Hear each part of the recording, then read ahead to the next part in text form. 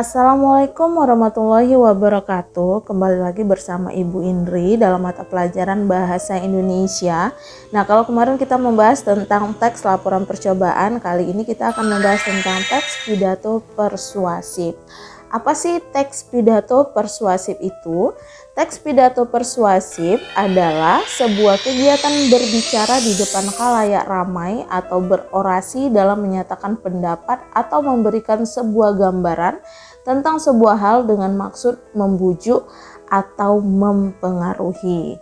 Nah, lalu apa ciri-cirinya? Langsung aja kita bahas ciri-ciri pidato persuasif. Yang pertama, mempunyai tujuan yang jelas. Nah, apa tujuan kamu dalam berpidato? Jadi itu harus jelas ya. Isinya tentang kebenaran, berarti harus yang benar ya.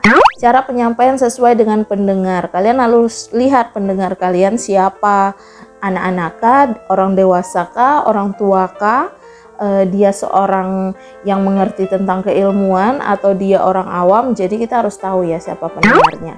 Menciptakan suasana efektif pada pendengar, menyampaikan secara menarik, jadi nggak bosan orang dengarnya. Memakai intonasi, artikulasi, dan volume yang jelas. Sudah pasti ya, namanya juga berpidato, nggak boleh bahasanya itu monoton gitu. Kalau monoton aja pasti orang bosan dengar kita. Berikutnya langkah penyusunan pidato persuasif. Yang pertama, pelajari topik. Nah, ketahui dan pelajari topik yang akan disampaikan. Lakukan kajian sebanyak mungkin hal-hal yang berkaitan dengan topik tersebut.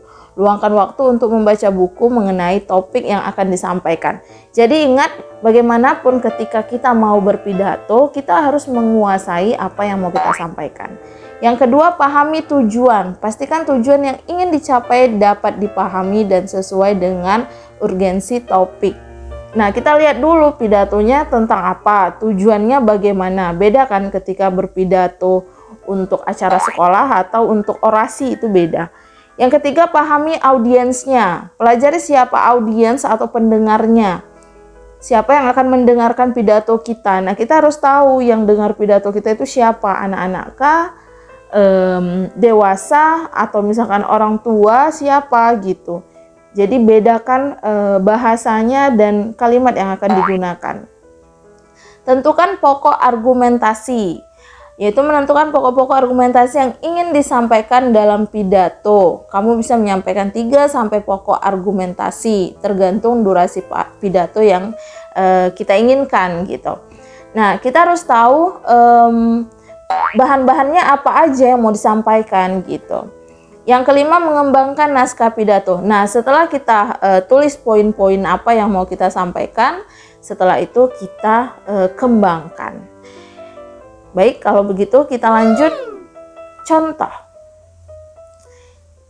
Yang pertama, di bagian pendahuluan itu pasti ada salam, kemudian ada ucapan syukur, boleh ditambah dengan ucapan terima kasih, kemudian kalian bisa memperkenalkan diri. Nah, ini kalian bisa baca, ini bagian pendahuluan atau bagian pembuka dalam sebuah berpidato. Jadi dalam pendahuluan itu ada salam, boleh ucapan terima kasih ditambahi, kemudian ucapan syukur, dan pendengar harus tahu kalian itu siapa. Yang kedua itu bagian isi. Nah, sampaikan isinya. Kebetulan di sini isinya tentang penggunaan gadget, penggunaan media sosial karena efek Covid, orang di rumah terus gitu kan. Jadi mengurangi minat baca buku. Nah, padahal baca buku itu manfaatnya banyak. Di sini dibilang membaca buku itu bermanfaat untuk memperkuat otak katanya. Para peneliti menyebut kegiatan baca buku melibatkan jaringan sirkuit dan sinyal yang kompleks dalam otak. Saat kemampuan membaca buku Anda bertambah, jaringan-jaringan itu akan menjadi lebih kuat dengan sendirinya. Sejumlah peneliti menemukan orang yang gemar membaca buku fiksi punya kemampuan yang tinggi untuk berempati. Nah, tuh. Dan terakhir bagian penutup. Nah, ini di bagian ini kita dituntut untuk bagaimana caranya mempengaruhi pendengar, ya kan, mempengaruhi bagian akhir gitu. Teman-teman yang berbahagia, banyak manfaat yang bisa kita dapat dengan baca buku. Saya berharap mulai hari ini kita bisa saling mengingatkan dan mempraktikkan untuk membaca. Nah, selain mempengaruhi, ada juga ajakan. Kayak ini kan kalimatnya ada saya berharap gitu. Dan pastinya nanti harus diakhiri dengan salam. Baik, sampai di sini untuk materi teks pidato persuasif. Kalau ada yang tidak kamu mengerti, kamu boleh tanya Ibu di GC atau di WA. Terima kasih semuanya sudah menonton video ini dan Assalamualaikum warahmatullahi wabarakatuh.